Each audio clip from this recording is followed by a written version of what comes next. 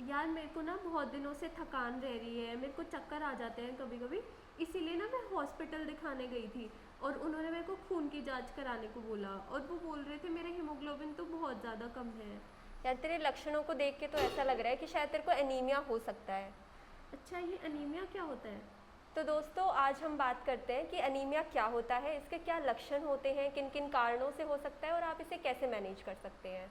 तो सबसे पहले अगर हम नेशनल हेल्थ फैमिली सर्वे की बात करें तो उसके अकॉर्डिंग 58% जो प्रेग्नेंट वुमेन है इंडिया की वो एनीमिया से ग्रसित होती हैं, जिसमें से 20 to 40% जो एनीमिया होता है वो मैटरनल डेथ का कोज होता है। तो सबसे पहले एनीमिया होता क्या है? एनीमिया खून की कमी को बोला जाता है। इसमें क्या होता है कि जो हमारी आरबीसी होती हैं या तो वो अच्छे से बन नहीं पाती हैं और जिसकी वजह से हमारा हीमोग्लोबिन कम हो जाता है। हीमोग्लोबिन कम होने की वजह से ऑक्सीजन प्रॉपरली कैरी नहीं हो पाती है हमारे इम्पॉर्टेंट ऑर्गन्स के पास। तो इसमें आपको ये लक्षण देखने को मिल सकते हैं जैसे थकान होना, चक्कर आना, पीलापन हो जाना और आपको बहुत ज़्यादा इरिटेबिलिटी महसूस होती है। हर एक बात पे से चिड़चिड़ापन महसूस होता है और इसके साथ साथ आपके जो नाखून होते हैं ना वो भी ऐसे टूटने लग जाते हैं। तो ये सब लक्षण होते हैं एनीमिया के। हाँ, मुझे भी ऐसा ही फील हो रहा है। हाँ, मुझे भी ऐसा ही फील हो रहा है। कोई बात नहीं। अब हम बात करते हैं कि ये किन किन कारणों से हो सकता है। तो जैसे कि अगर आप अपनी जो खान पान है वो सही से नहीं कर रहे हो, आप आयरन अच्छे से नहीं ले रहे हो, या फिर उसके अलावा आपके जैसे प्रेगनेंसी में क्या होता है ना कि हमारे अंदर बच्चा भी तो है, तो उस बच्चे को भी तो ऑक्सीजन चाहिए होती है और ऑक्सीजन ऑलरेडी हमारे अंदर ही अच्छे से नहीं पहुंच पा रही है, तो डिमांड बढ़ गई है, तो इस वजह से भी एनीमिया हो जाता है। तो अब मुझे इसमें कैसे पता चलेगा कि मुझे अनीमिया ही है?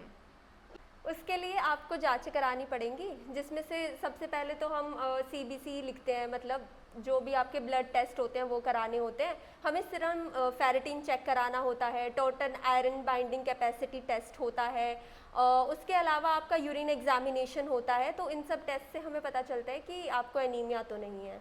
और इसकी मैनेजमेंट में हम किस चीज़ का ध्यान रखते हैं? सबसे पहले तो हमें डाइट का ध्यान रखना होता है अच्छे से। डाइट में हमें आयरन रिच फूड खाना होता है। आयरन रिच फूड आपको किस किस चीज़ों से मिल सकता है? जैसे घर पे भी बहुत सारी चीज़ें तो आपको घर पे ही मिल जाएंगी, आपको मार्केट जाने की भी ज़रूरत नहीं है। काला चना होता है, हरी सब्जियाँ जैसे कि पालक हो गया, धनिया हो गया, ये सब चीज़ों से मिल सकता है आपको। सरसों का साग, ये सब चीज़ें, अरहर की दालें। और इसके अलावा आपको विटामिन सी लेने की सबसे ज़्यादा ज़रूरत होती है। विटामिन सी आपको खट्टे पदार्थों में मिलता है, जो भी खाने की खट्टी चीज़ें होती है ना उनमें मिलता है, जैसे कि आंवला और संतरा, नींबू, ये सब चीज़ें जो होती हैं उनमें आपको विटामिन सी देखने को मिलता है। और अगर मान लो किसी का ज़्यादा ही कम होता है हीमोग्लोबिन, तो वो मंडवे का आटा ले सकता है, उससे भी काफ़ी फ़र्क देखने को मिलता है। ये तो हो गई डाइट की बात कि कैसे आप डाइट से बढ़ा सकते हो। बट मान लो आपका डाइट से भी इफेक्ट नहीं आ रहा है, तो आप क्या करोगे? तो उसमें हम क्लासिफाई करते हैं। उसमें क्लासिफिकेशन क्या होती है कि अगर मान लो आपका हीमोग्लोबिन लेवल 9 to 11 की रेंज में है, 9 to 11 ग्राम पर डीएल है, तो आपको टैबलेट स्टार्ट करनी होती है। हम 2 आयरन फॉलिक एसिड टैबलेट लेते हैं एटलीस्ट 100 डेज के लिए, और हमें मंथली हीमोग्लोबिन मॉनिटरिंग करनी होती है उसमें। अगर आपका हीमोग्लोबिन लेवल 7 to 9 की रेंज में है तो उसके लिए आपको अगेन, अगर 8 to 9 है तो आयरन फॉलिक एसिड टैबलेट से काम हो जाता है। बट अगर उससे भी नीचे जा रहा है, मतलब 7 to 8 है, तो उसमें हमें आयरन डेक्स्ट्रान और आयरन सॉर्बिटॉल सीट्रेट कॉम्प्लेक्सेस के आईएम इंजेक्शन देने होते हैं 100 mg की डोज पे।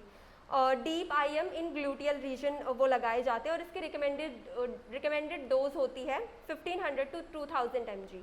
अगर आपका हीमोग्लोबिन लेवल 7 से भी कम हो गया है, मतलब 7 ग्राम पर डीएल से भी कम है, तो उस केस में क्या होता है, आपको अगर 5 से 7 है तो आपको आईएम इंजेक्शन लगते हैं और आपको हॉस्पिटल में एडमिट किया जाता है। अगर आपका इम्प्रूव हो जाता है तो आपको ओरल आईएफए, जिसे हम लाल गोली भी बोलते हैं, basically iron folic acid tablet पे शिफ्ट कर दिया जाता है।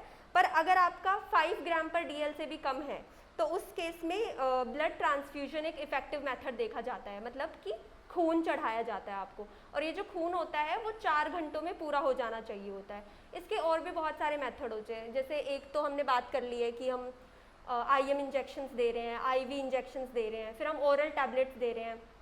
इसके अलावा होता है ब्लड ट्रांसफ्यूजन करते हैं और बोन मैरो ट्रांसफ्यूजन भी ट्रांसप्लांटेशन भी बोन मैरो ट्रांसप्लांटेशन भी कर सकते हैं। अब बोन मैरो ट्रांसप्लांटेशन क्यों कर रहे हैं? क्योंकि बोन मैरो से ही तो खून बनता है हमारा, तो हम उसका ट्रांसप्लांटेशन कर देते हैं, और वो उस केस में होता है जिसमें बोन मैरो में कोई दिक्कत हो जाती है हमारे। तो ये इसका सप्लीमेंटेशन और ट्रीटमेंट था। इसी के साथ आइए हम जानते हैं कि आज हमने क्या क्या सीखा और क्या क्या जाना। कि आपको क्या क्या समझ आया मैंने अभी जो बताया आपको?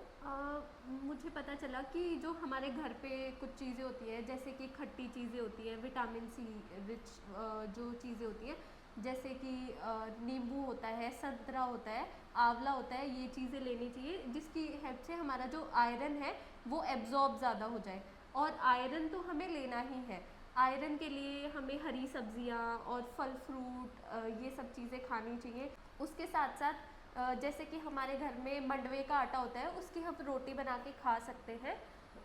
और इसके साथ हमें चाय और दूध का सेवन नहीं करना चाहिए, क्योंकि उसकी वजह से जो कैल्शियम होता है या फिर कैल्शियम की गोली भी लेनी चाहिए, जिसकी क्योंकि उनकी वजह से जो हमारा आयरन का एब्जॉर्प्शन है वो कम हो जाता है।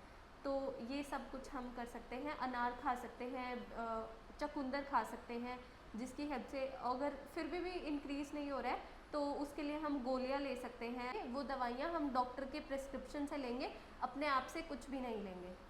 तो दोस्तों इतना ही था आज की वीडियो में। आज हमने जाना एनीमिया क्या होता है। अगर आपको इसके रिगार्डिंग कोई भी डाउट है या आपको कुछ भी पूछना है तो आप नीचे कमेंट कर सकते हो। मैं कोशिश करूँगी आपके कमेंट का रिप्लाई करने का। और इसी तरह की इन्फॉर्मेटिव वीडियोस देखने के लिए मेरे साथ जुड़े रहिए और सब्सक्राइब कर लीजिए और like button and share. Thank you.